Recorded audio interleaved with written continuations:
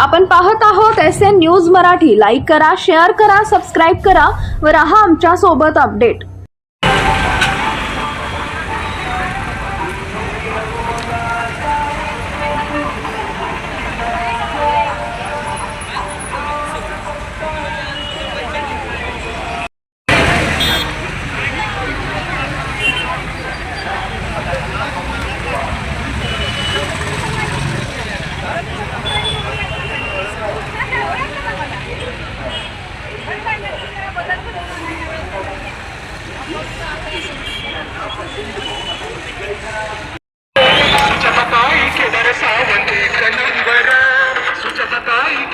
नमस्कार, मी राकेश दानके, प्रभाग क्रमांक 9 मधून माझी पत्नी सौ राजनंदिनी राकेश दानके ही अपक्ष उमेदवार म्हणून उभी आहे।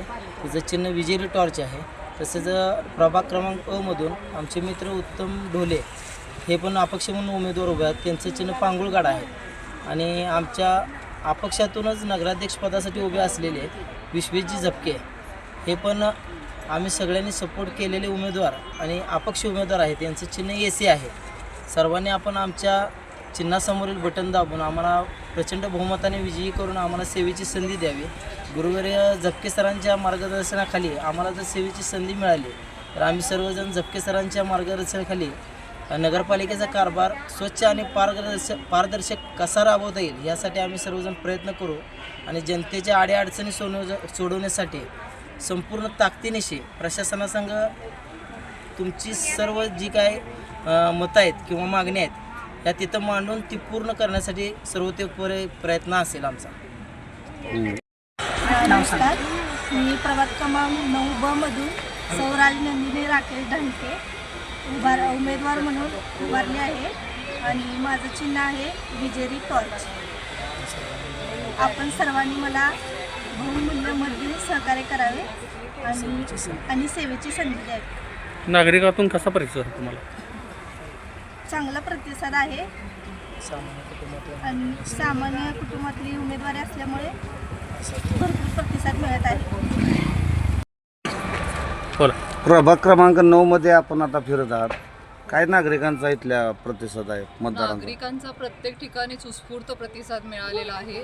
हे नागरिकांसाठीच केलेले इलेक्शन आहे असं म्हणायला हरकत नाही।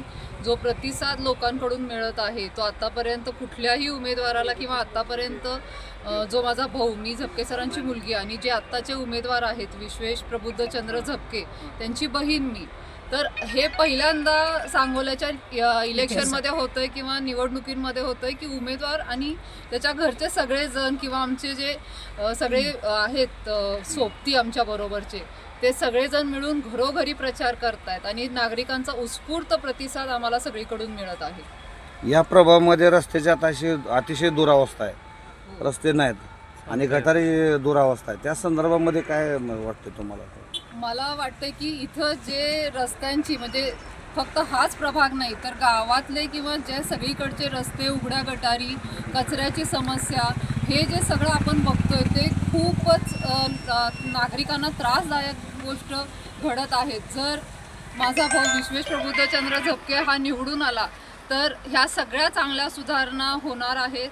तर जसं माझे वडील म्हणाले की नागरिकांची जबाबदारी म्हणा आपण तसं समजूया की जर तुम्हाला चांगलं लाईफस्टाईल किंवा तुम्हाला जर चांगले रस्ते हवे असतील तर नक्की तुम्ही डोळसपणे विचार करायला हरकत नाही आणि माझ्या भावाला निवडून द्यावं।